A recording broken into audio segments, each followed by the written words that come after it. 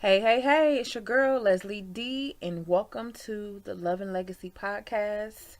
I am super excited today. I am going to share someone who means the absolute world to me. One of my closest friends, my sister, is on today with me, DaNae Hurston, and I and I want to just let you guys know you are definitely in for a treat because it's the beginning of the year. And as I told you guys last week, it's all about continuing to do the very thing that God called you to do. But as we're continuing and we're operating from that space of continuing, we have to take care of ourselves, and we have to start taking care of ourselves, not just on the outside, but on our insides. And my sister and I talk about this so much all the time, and I just wanted you guys to kind of get a peek into our conversation and introduce you to her and just, give y'all a little bit, because I don't really want to share, but I am. So I'm going to share my sister. Her name is DaNae Hurston. Like I said, she is a daughter of God. She is a wife and a mom first. She is a soul care coach and lifestyle strategist second. Through the platform of She Radiates Truth, she gives women strategy and structure from a spiritual and practical perspective that helps them align who they are now with who God intends them to be, so that they can operate in their divine purpose, power, and peace. DaNae also works alongside her husband. They coach struggling marriages and blended families so they can function as a loving, whole, and healthy team. And she is, like I said, one of the closest people to me. She is my safe place on earth. And the reason why I chose her to come on here so that we could talk about the second part of continuing, but continuing not only from the outside perspective, but from the inside, is because she is she's like grace manifested in a human being. And she absolutely just gets it. And she knows how to really speak life into your inner parts. And so, welcome, DaNae. I'm sharing you with the family. Hey, Leslie. How you doing, girl? Oh my gosh, you are so crazy.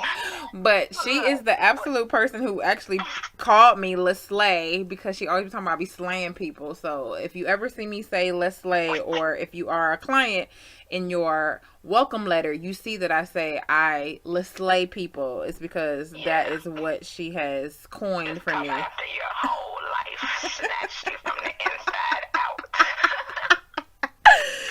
But welcome to the podcast, sis. Welcome to the family. Thank you.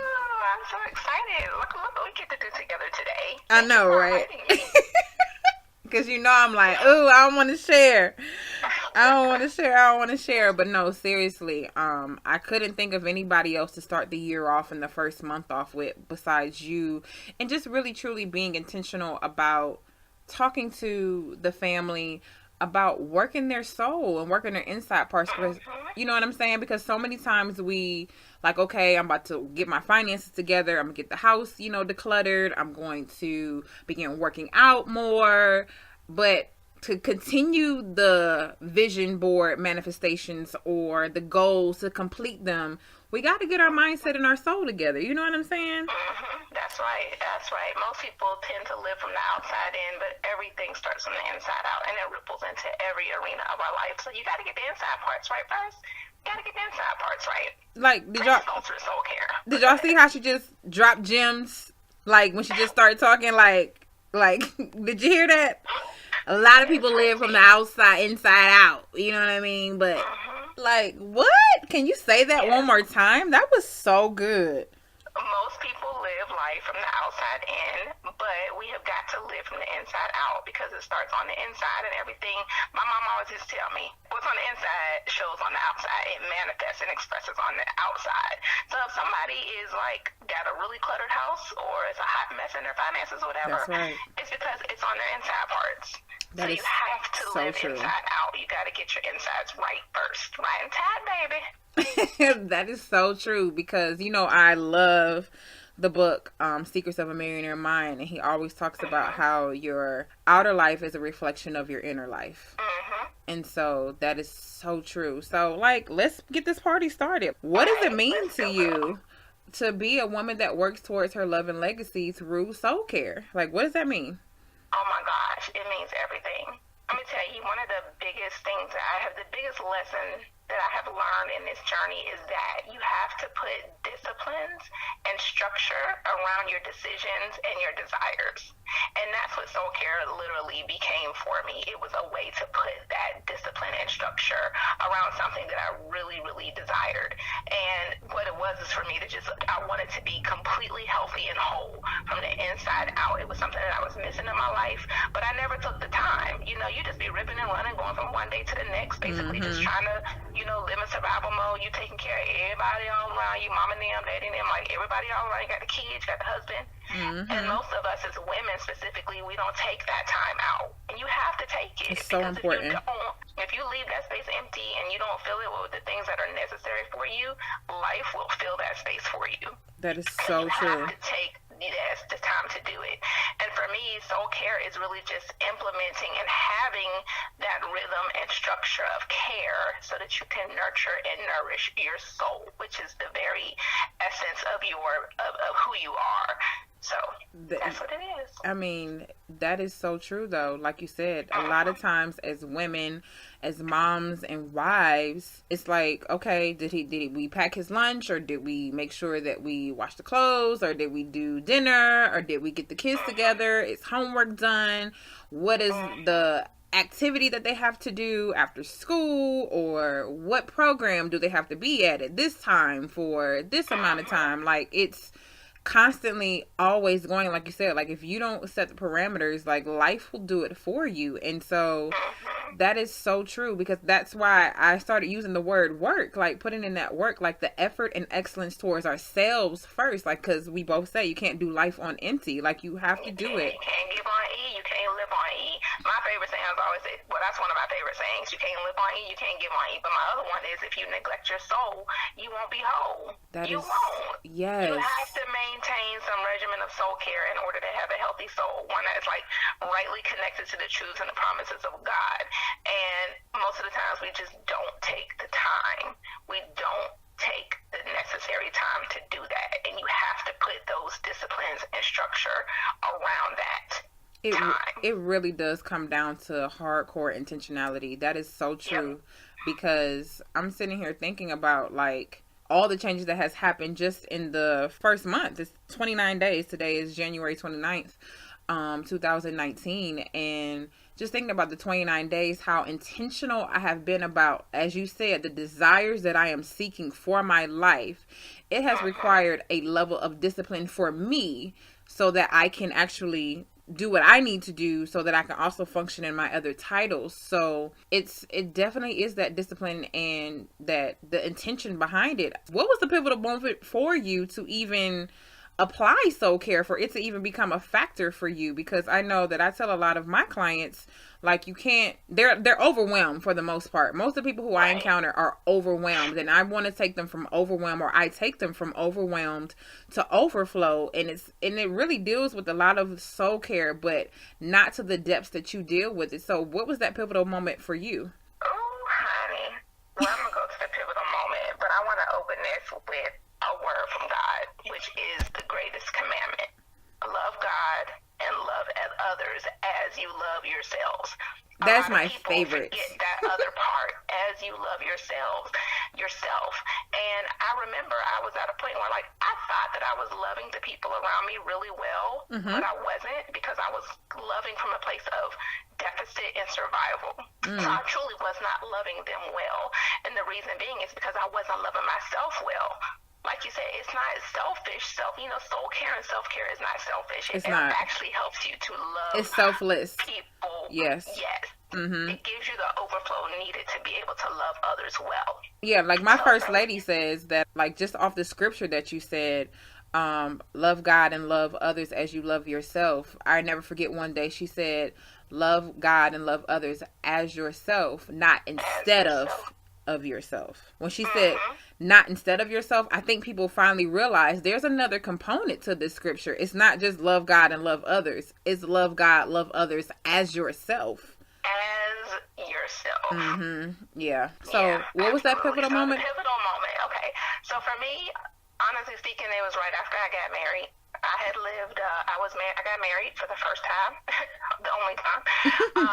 I'm still married. I got married when I was 37. Yeah. I'll be 43 this year. But I got married when I was 37. So it is a thing to have lived such a significant portion of your life as a single person. I had been in relationships, but, you know, I had never been married. So, but I had two kids as well. So I was a single mom. I was a very busy business owner, had my own tattoo studio as well, and had a couple of other businesses, had a jewelry business. I was just ripping and running. If y'all see my art on my body, that's always been her. If you've seen any of my tattoos, it's been DaNae. Yes. You know, I was taking care of my family. I was just always going. And so when I got married, a lot of what I had tied my identity to and just the busyness of life stopped. And it wasn't, it was just something God permitted and allowed because he knew that I needed to finally take time for myself and take the space that I needed. And so that was my pivotal moment because I was finally able to slow down enough to recognize the things in my life that I was missing in my spirit life. And more than anything, I mean, you know, we're triune beings. We're triune beings. We are a spirit. We have a soul. We live in a body. So if you desire to stay growing and healthy in every way, you have to nurture each part of your being. Now, I've always been a very spiritual person. Went to church all the time. I'm a Christian. You know, all of that. And I was always like, you know, focusing on like the spiritual aspect of me. Had a great relationship with God and all of that. But I did not give myself the space to allow it to trickle over into my soul life. And I'll explain that a little bit more in a minute. So more than anything, I just really wanted to be healthy and whole in every way. And I was sick and tired of not experiencing this abundant life that Jesus said he died so we could have access to, right? And God said he freely has. How come this ain't quite playing out in my life? My life doesn't really look like that. It doesn't. I mean, it looked good from the outside looking in, but I was just a hot mess on my inside parts. Like I always tell you, I was screaming silently. I was just like, I was just, you know, I kept making stupid mistakes over and over when it came to relationships. You know, I wasn't really parenting my children at the level that I really wanted to. You know, I had a lot of dysfunction in my life, but I was operating within that dysfunction. But I wanted more. I wanted what Jesus said that he died so I could have. You wanted to go from overwhelmed to overflow because you knew it was possible. Absolutely. And I knew all of that, you know, that he said that, but I wanted to live it out and not just on a superficial level either. Right. Like I said, I wanted to start in the deepest recesses of my being and overflow, like you said, out into every area of my life, into my relationships, into my health, into, you know, well, what do you have me here for, my purpose, you know, into my finances, into my stewardship, into all of that. So I knew that the two biggest things that kept me from living that life, once I took the time to examine and look at myself, was apathy, not intentionally and actively working toward and for what I say I believed. And I'm talking about from a spiritual aspect. Yeah. Now, I was great in business. I could run a business, all of that. But from my spiritual and soul care perspective, I was really apathetic about that part of my life. And then the other one was operating in independence. Basically just wanting to control certain areas of my own life and not allowing God to completely come in and have access to that areas. Because I remember I'd be like, I hear what you're saying, Lord, but let me help you. I think I got it. Yeah, let me help you out a little bit. We all think he need help. He don't need not an ounce of our help. Right. Yeah. Right. What would you tell a woman who really wants to begin applying soul care to her life? Like if she's listening to you right now and she's like, yo, like that's so me right now, but where do I start? Like, how do I really truly not just, you know, operate from a place of, okay, yeah, self-care Sunday, but no, soul care, and I'm really truly taking care of myself and putting myself in a position to really attain what it is that I'm going for in this new year? Like you said, not just self-care Sunday, but soul care every day. Yes. Honestly, it just starts with a decision. It really does. Your destiny is in your decision. You just make the decision and you say, you know what? Cut any other option. Any other option. That's what decision means. Yes.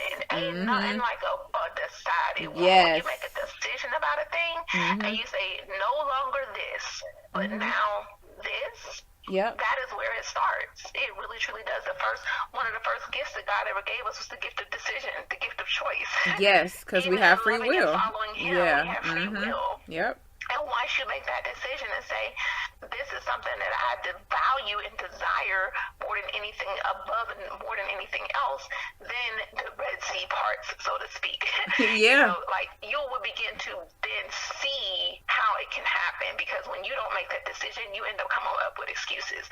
Oh, I don't have the time. Yep. Oh, blah, blah, blah, blah. But once you make that decision about a thing, your whole perspective shifts. That is so true. Wait a minute, I do have free time. If I ain't watching whatever in the morning, I could take that time and, sit with God. So that is very true. Where it starts.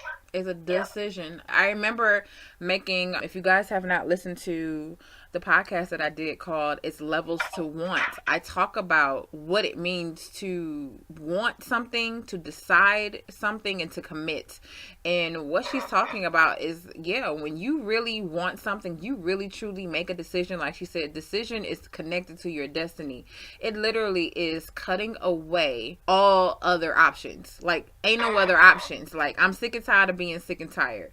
I really want my finances to be blessed. I really want my spirit and my relationship with God to be evident. I really want my health to be evident. I really want to, have intentional relationship with my children, with my husband, with my family, with my friends. I really it's truly making the decision. That's so true. Like, we make it like it's deep, but truly working even through making that decision, like working through a decision is not the easiest thing. It's not like, oh, okay. It's like, no, like you really have to flesh that thing out and then say, am I deciding this is what I want to do? And then once you decide, it's really, like you said, pretty much go time from there. Yes, but you know what your decisions are connected to? It's connected to your value system. Your soul. When you really set it in your heart and say, does this really matter to me?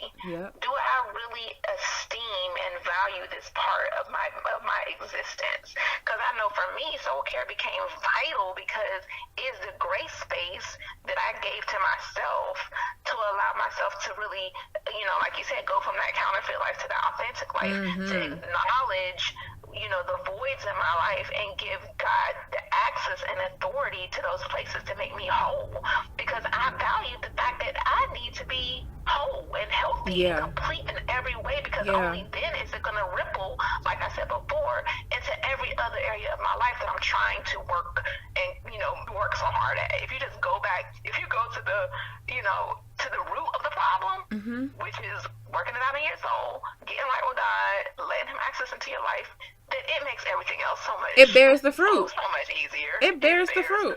Because that's exactly what I just posted yesterday. If you're trying to give up and you really are feeling like you don't see any results, keep in mind that the fruit is the last thing that you see blossom on a tree. Yep. The roots are coming down deep. Then I love the scripture that it talks about in Mark 4, how the farmer sows the seed. He goes to sleep day and night and doesn't know how the blade and then the sprout and then this, like, it takes him through, and then once it harvests, he is ready and he jumps on it and he harvests his crop, because it's like you have to do the work of deciding and then surrendering to the process and trusting the process, even though you don't see the actual manifestation of the fruit. The fruit, as she said from the beginning of this podcast, happens on the inside before it happens on the outside. It's the same thing with our subconscious mind and our mindset. That's dealing with our soul. Everything about our soul literally is that the command center of our lives. It's our heart, it's our intellect, it's our emotions. All of those things are at the command center of our life. And like literally, if we do not reprogram by deciding with our thoughts, feelings, and actions to get the different results, we will continue to do the same thing, live the same way, and self-sabotage because we don't know better, because we didn't decide better. That's right. You got it, girl. You got to work on the roots and let God handle the fruit. That is so true. Your soul is where most of the work has to be done on a consistent basis. So that you can stay in a lifestyle. Agreement. So you can stay in agreement and alignment with God's way and His will for your life. Absolutely. But that's where the work has to be done. So yeah. You would just tell a woman that it just starts with a decision. It starts with a decision. Is this what you really want? Do you really want this? Yeah. Then you just, yes, I do. And then we can go from there. Then we can begin to put a structure in place and a strategy that's specific to you and your lifestyle, your needs, your hurts and pains and things that you've gone through in life. But it starts there. God says, come to me. Just come to me. He's there. Always. Absolutely. Because then that allows you. Oh, I'm too busy to know. No, because then it allows you to be able to really filter through your values and where you are right now, filter through your life and where you are right now. So yeah, really just truly making a decision is so powerful. I just really appreciate you just sharing your heart and just sharing just your own personal journey of understanding that a lot of times, how we talk all the time, but a lot of people don't even understand from going from single to married is a huge transition. And if you are not in alignment with your singleness and your soul care and your wholeness, it literally will be a game changer for you if you don't put that work in for your soul. It definitely will go after your identity, let me tell you.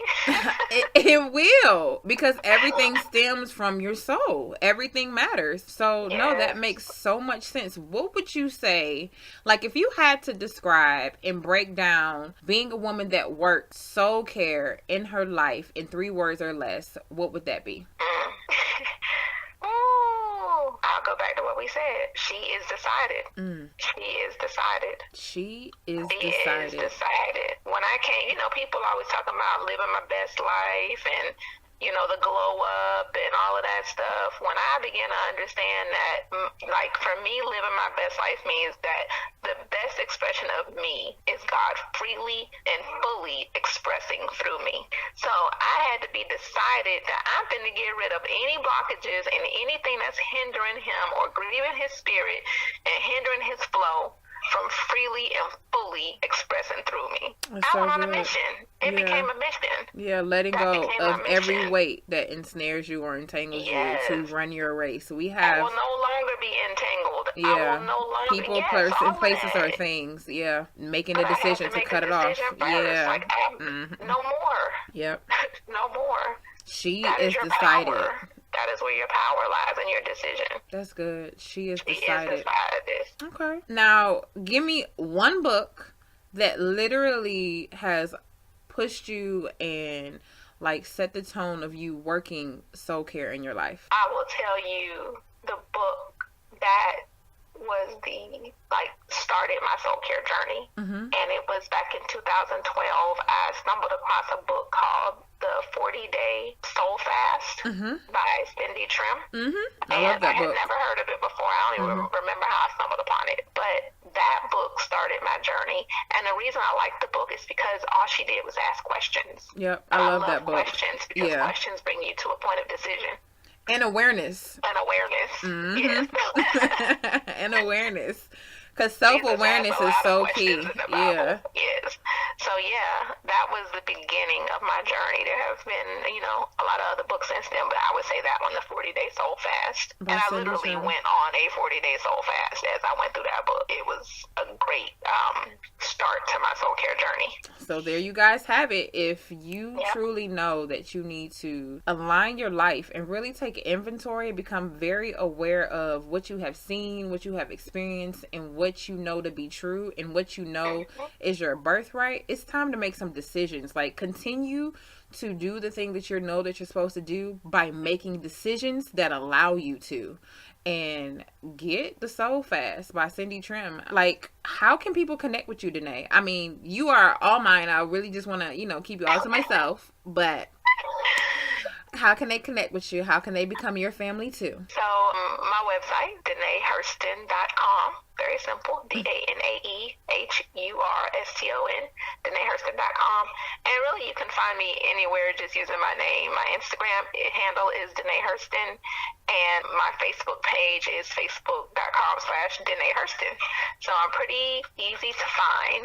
And I will tell you all, I do have, as I went through my journey over the past 4 to 5 years, I ended up creating a program called Discover Her. It's super dope. Which is really just, it was birthed from me just chronicling my journey and documenting like different methods and tools that I used to help me evolve from being like this self-reliant, people-pleasing, overwhelmed, shameful, and impotent existence to becoming a more authentic and empowered woman who's way more clear and way more confident in her unique identity and your God-gifted calling and just having the lifestyle that God intended for you to have. But it's a 90-day self-discovery intensive, and I will be opening that up to the public soon.